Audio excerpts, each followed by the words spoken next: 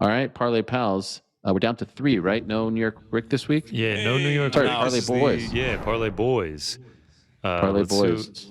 Let's see what we got here. I will randomize the order and see who will be going first. Oh, I guess the randomizer's broken. The randomizer should have figured out we skipped an ad. Is it broken? No, it's working. No, it's working.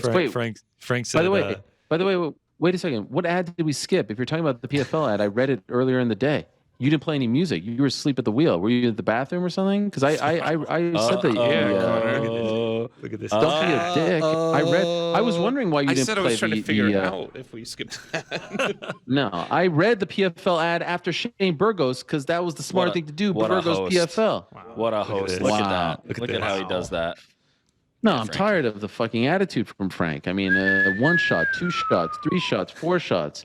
I'm gonna go get a phone. Does anyone want it? Wednesday. Listen, the tensions are high on Wednesday. I mean, seriously. Let me ask you, why are you so wound up still? Often, why are you still wound up? I'm still the show fucking went wound off up without a because hitch. Everything's great. You didn't have to worry about the connection. Everything's fantastic. We had every guest. We talked to them. This is it. We're good. We're in smooth sailing. We even played the trailer. We even played the trailer. I mean, come on. I know the trailer. We keep going back to the trailer like we didn't immediately get it ready and then play it. Yeah. No, I know, but it was a lot of text. Also, I'm very hangry, if I'm being honest. Why? I didn't eat anything today. Oh, hangry. No, I haven't because of the power failure bullshit. God, I wish we had a live camera rolling when the power went out.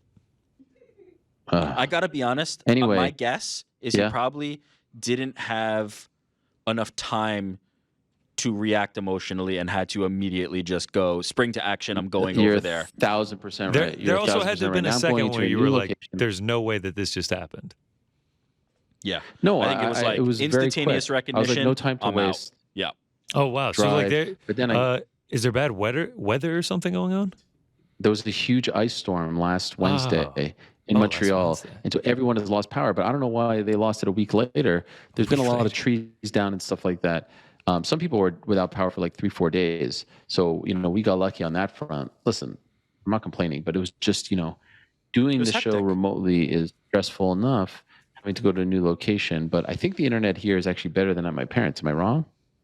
I know. I think the other one was better. Wow. Parents might have been better. Wow. I was just trying to make myself feel better here, and you fuckers make me feel worse. Anyway, put me down for Arnold Allen, all right? Put me down for Arnold Allen. Just skipping out. He's not taking Arnold Allen. He doesn't have the balls. Put me down for Arnold Allen, all right? Wow, there it is. First pick of it. The underdog, Arnold Allen. Yeah, that's right.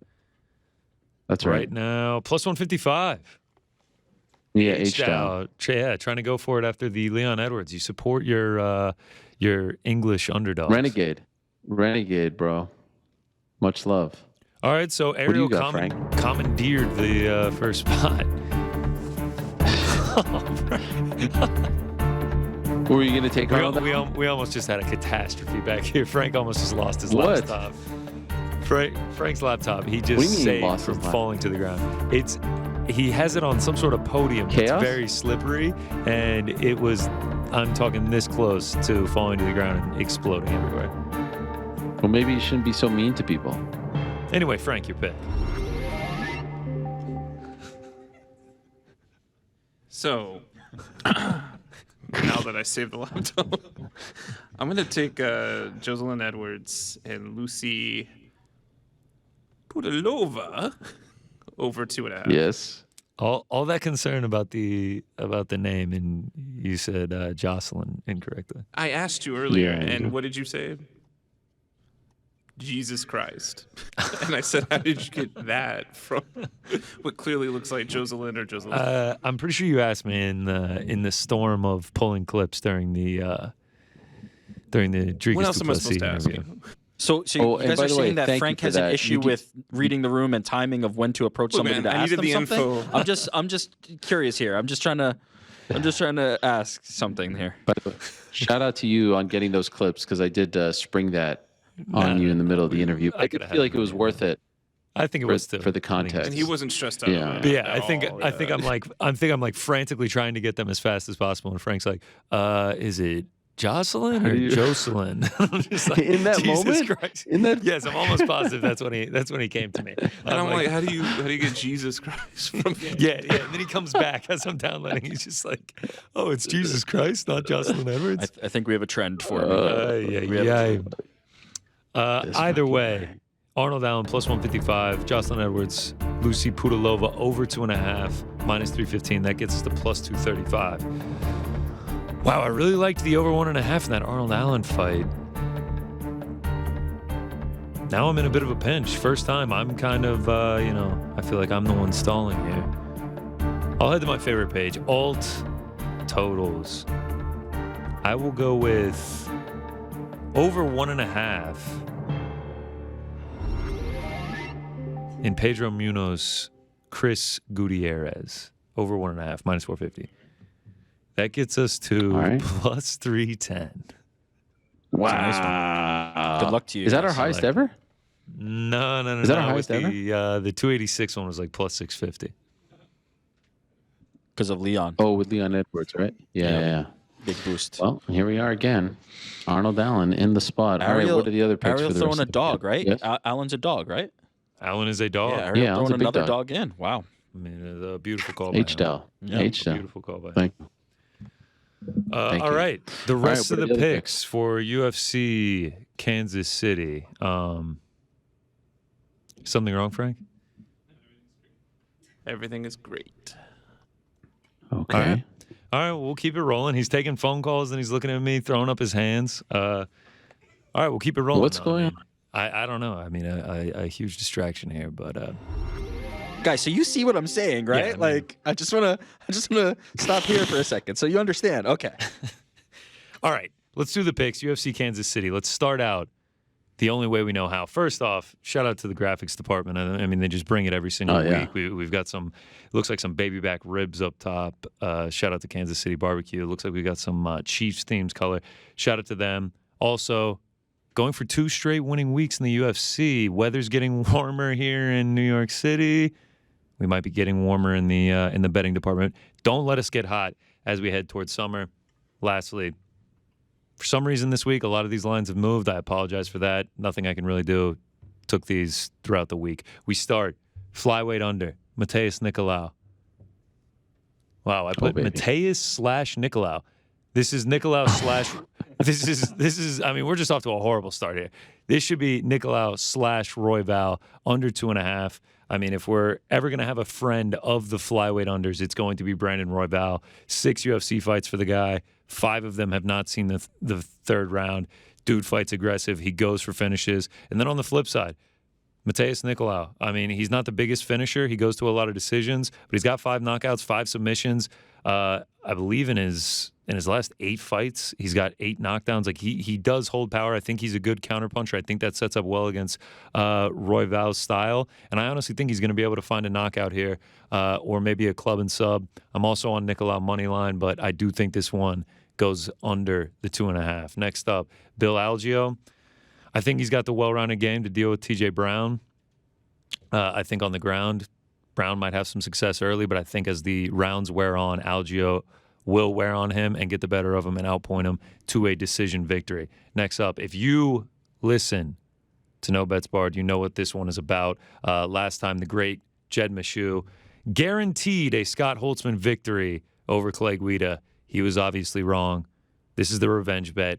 Rafa Garcia avenges the great Scott Holtzman for us. I think he's the younger guy here. Oh, I know he's the younger guy here. I think he can get the better in the grappling exchanges. I think there's going to be a lot of crazy scrambles.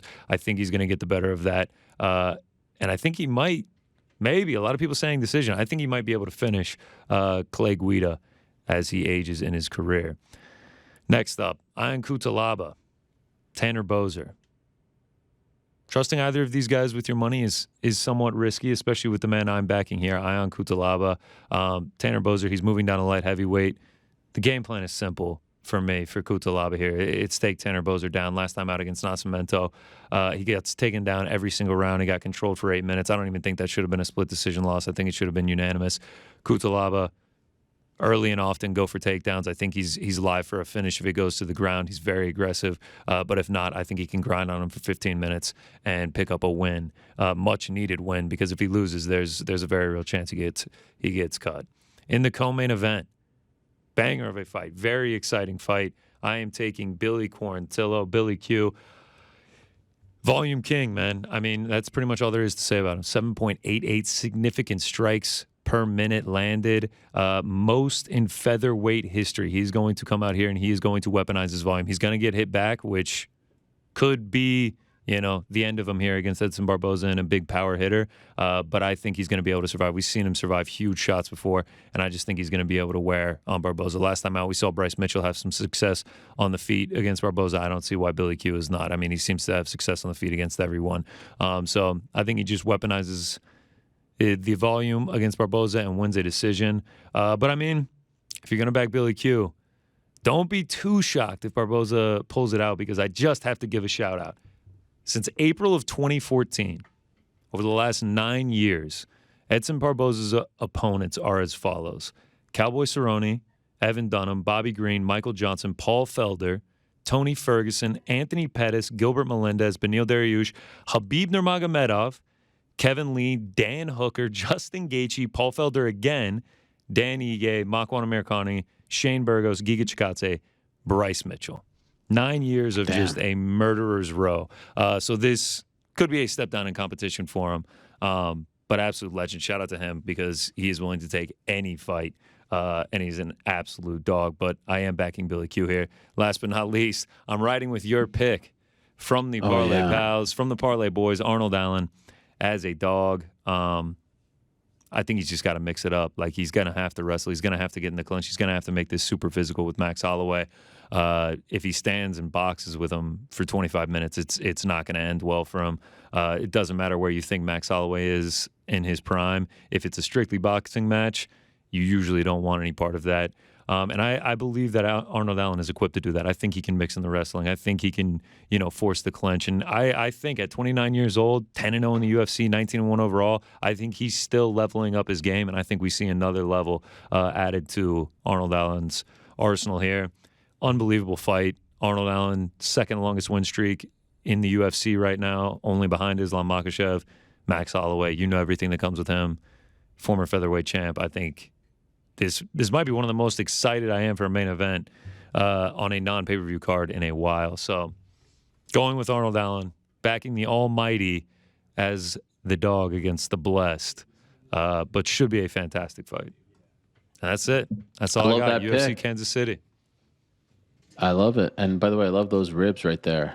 I mean, does it look great? Shout out to the graphics department, man. They're always working on it. Who's behind? I was just going to say KC Barbecue is great, but who is behind it? The graphics department? Yeah, who's behind it? Oh, it's me.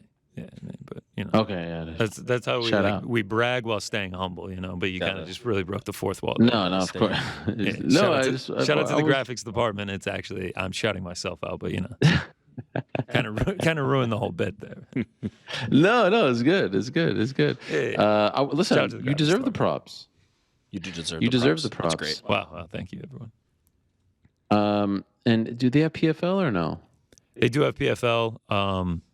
I'm taking a hiatus from PFL, and Bellator have not found much success there lately. I'm going to be totally honest with you. Listen to No Bets Barred. Jed has some PFL picks. We do get into a couple other picks that I didn't have here. But yeah, hands up, staying away from PFL. I didn't even want to get tempted by looking at the odds. But after getting reverse swept last week, I think it's best to stay away. Just go with UFC. Yeah.